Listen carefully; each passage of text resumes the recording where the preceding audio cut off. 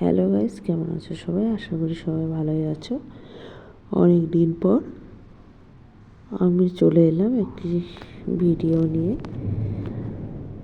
আমার বাড়ির এখানেই, মানে আমাদের রায়গঞ্জেই ভারসেবা আশ্রমে বার্ষিক অনুষ্ঠানের দিন আমরা চলে এসেছিলাম। আমি কোনো বাড়ি আসি না, এই যে আমাদের ভারসেবা আশ্রমের মেন মন্দির।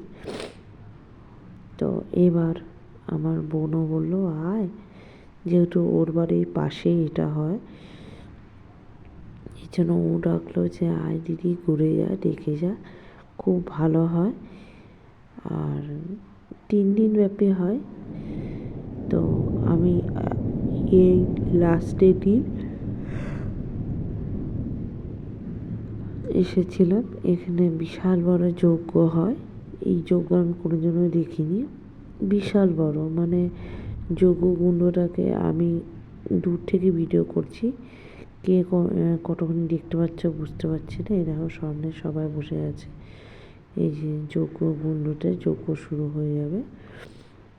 তো আমি ভাবিনি এতটা লোকজন হয়। আমি শুনেছি, কিন্তু এত ছোট থেকে এত বড় হয়েছে কোনো দিনই আসিনি এখানে। তো এসে আমি ভাবতে পারিনি এতটা আনন্দ হবে বা মনটা এতটা শান্তি পাবে। আমি সত্যি বলতে এত বড় যজ্ঞকুণ্ড কোনোদিনই দেখিনি। তো তোমরা যদি কেউ দেখো আমাকে অবশ্যই জানিও যে তোমাদের ওইদিকেও হয় এরকম। এই দেখো লোকের ভিড়, প্রচুর লোক হয়েছিল। 3 দিন ধরে সেই অনুষ্ঠান হয় এখানে। আর শেষের দিন হয় যজ্ঞ সন্ধ্যার সময়। মানে মনটা যে কতখানি প্রশান্তি লাগে। এখানে বিভিন্ন রকম অনুষ্ঠানের মাধ্যমে 3টা দিন কাটে। তো এর পরের বছর চেষ্টা করবো যেন 3 দিনই আসতে পারি। প্রচুর শান্তি একটা জায়গা, প্রচুর শান্তি। আমি ভাবতে পারিনি এত ভিড়, তার সত্ত্বেও যে মনে এতটা আনন্দ হবে বা মনটাকে কোন জায়গাটাকে নিয়ে যাওয়া যাবে। এই দেখো যজ্ঞ শুরু হয়ে গেছে। সে গুরু মহারাজ রাজজিরা যারা আছে তারাই এই যজ্ঞটা করেন। আর পাশে বেদে নানা রকম মন্ত্র উচ্চারণ হচ্ছে মাইকিংয়ের মাধ্যমে। আমরা সবাই সেই মাইকিংয়ের মাধ্যমে মন্ত্র উচ্চারণ করছি। আর এদিকে দেখো যজ্ঞ শুরু হয়ে গেছে। আমার একটু গলায় আওয়াজে প্রবলেম হচ্ছে, আশা করি সবাই বুঝতে পারছো। আর বাইরে প্রচুর পরিমাণে বৃষ্টি হচ্ছে, এর জন্য তোমরা হয়তো শব্দও পাচ্ছ। যজ্ঞ শুরু হয়ে গেছে। সঙ্গে আমার মাও গিয়েছিল। আর আমার ছেলের স্কুলের পাশে নানা রকম বন্ধুরা ছিল, ওদের ফ্যামিলির লোকরাও গিয়েছিল। সে আলাদা লেভেলে একটা মানসিক শান্তি, যেটা আমি ভাষায় প্রকাশ করতে পারবো না। এখন তোমাদের সামনে শেয়ার করছি,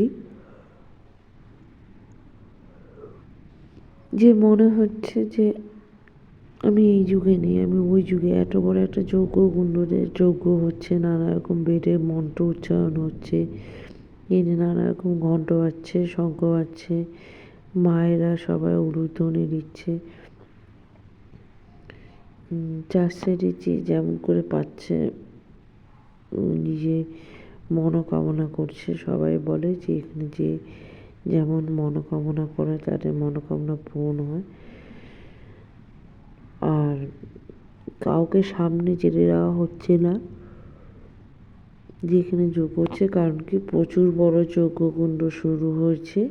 মানে এই দেখো কে কতখানি দেখতে পাচ্ছ বুঝতে পারছি না আমি। এর জন্য চারপাশ দিয়ে একটা ব্যারিকেড করে দেওয়া হয়েছে। আর গুরু মহারাজ হাতে বিশাল বড় একটি লাঠি দিয়ে সেই যজ্ঞকুণ্ডে যে ঘি আহুতি দেয়, সেই আহুতি দিচ্ছে সবার শেষে। সেই যজ্ঞের কাঠ দেওয়া হবে, যেটাকে খুব শুভ মনে করা হয়, বলে সবাই নিজের বাড়িতে ভালো জায়গায় রাখলে যে কোনো বিপদ আপত্তি থেকে দূরে যায়। আর এই যজ্ঞের তাপ, অনেক দূরে আছি তাও মনে হচ্ছে যে সেই তাপটা আমার গায়ের মধ্যে একদম ছ্যাঁকা দিচ্ছে। মানসিক দিক দিয়ে মনে হচ্ছিল যে আমি আলাদা লেভেলে একটা শান্তি পাচ্ছি, যেটা আমি ভাষায় প্রকাশ করতে পারবো না। তোমাদের কার কোথায় কেমন করে হয়, কাদের ওখানে আমাকে অবশ্যই জানিও। আর তোমরা সবার কাছে আমি ক্ষমা প্রার্থী, এতদিন আমি ভিডিও আনতে পারিনি। আর আমার যদি কোথাও ভুল ভ্রান্তি হয় তাহলে আমাকে ক্ষমা করে দিও। এই দেখো সবার শেষে এখানে গুরু মহারাজজিরা মিলে একটা আরতি করে, যেমন ওই গঙ্গা আরতি হয়, যে অনেকগুলো প্রদীপ দেওয়া স্ট্যান্ড নিয়ে যে আরতি করে সেই আরতি করা হয় এখানে। ওই টাইপের আরতি দেখে মনটা একটা আলাদা লেভেলে চলে যায়। আর আমার মাও এসে খুব আনন্দ পেয়েছে, আমার ছেলে, বোনের মেয়ে, ওরা তো খেলতে ব্যস্ত ছিল, যেহেতু ওরা ফাঁকা মাঠ পেয়েছে খেলে যাচ্ছে। আর লোকজন এত যে কাছে যে গিয়ে একটু আর ভিডিও করবো সেটাও পারছিলাম না, অনেক দূরে আছি। যদি তোমাদের ভালো লাগে তাহলে অবশ্যই আমার চ্যানেলটিকে লাইক, কমেন্ট এবং সাবস্ক্রাইব করো। আর তোমরা আমার পাশে থেকো, তোমরা আমার পাশে না থাকলে আমি এগোতে পারবো না। আজকের মতো আমার ভিডিও এখানেই শেষ করছি।